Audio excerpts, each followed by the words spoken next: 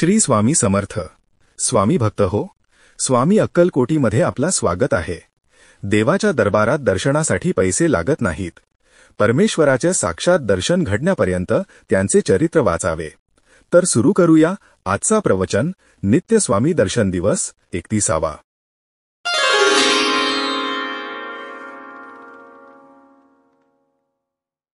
स्वामी हरिद्वाराहून जे गुप्त झाले ते काठेवाडात श्रीकृष्ण त्रिविक्रम नावाचे जे तीर्थक्षेत्र आहे तेथे अचानक प्रकट झाले.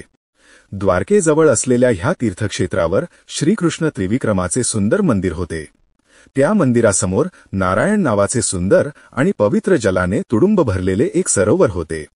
स्वामी त्या नारायण सरोवरापाशी अचानक आले आणि स्नान करायच्या इच्छेने सरोवरात जाऊ लागले. लोकांची खूप वर्दळ होती. स्वामींचा भव्य देह पाहून तिथे बसलेल्या स्थानाधिपती या नावाने ओळखल्या जाणाऱ्या महंताने स्वामींना विचारले, काय हो बैरागी बुवा, कुठे चालला आहात? स्वामींनी नारायण सरोवराकडे बोट दाखवले. तेव्हा महंत म्हणाले, तुम्हाला इथली दक्षिणेची पद्धत माहीत दिसत नाही.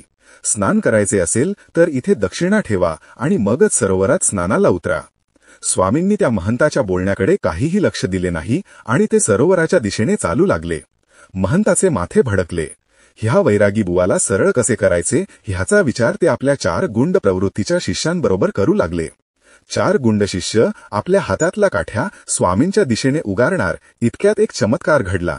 स्वामी एकदम गुप्त झाले आणि नारायण सरोवराच्या मध्यभागी पाण्यावर आसन मांडी घालून बसले. ते पाहून गुंडांची तर बोबडी वळलीच, परंतु महंत बाबांचे धाबे दणाणले. हा वैरागी नाही तर कोणी सिद्ध योगी पुरुष आहे हे त्यांच्या लक्षात आले. किनाऱ्यावरूनच ते सर्वजण स्वामींची करुणा भाकू लागले. वारंवार क्षमा मागू लागले. स्वामींना पाण्यावर आसन मांडी घातलेली पाहून आणि तो चमत्कार स्वतःच्या डोळ्यांनी पाहण्यासाठी सरोवराभोवती भाविक भक्तांची प्रचंड गर्दी जमली. स्वामी ध्यान लावून बसले होते. लोकांच्या लक्षात आले की कोणी परमेश्वर स्वरूप योगी पुरुष ह्या तीर्थक्षेत्रावर आलेला आहे. दक्षिणेची भयंकर हाव सुटलेल्या महंत बाबांची नी त्यांच्या 4 गुंड शिष्यांची आता धडगत नाही हे लोकांच्या लक्षात आले. भिऊ नकोस, मी तुझ्या पाठीशी आहे. एक कायम लक्षात ठेवा की दुसऱ्यावर अन्याय करणाऱ्या माणसाला शासन हे होतेच. परमेश्वरी दरबारात न्याय आहे. कसे ते समजावून सांगतो.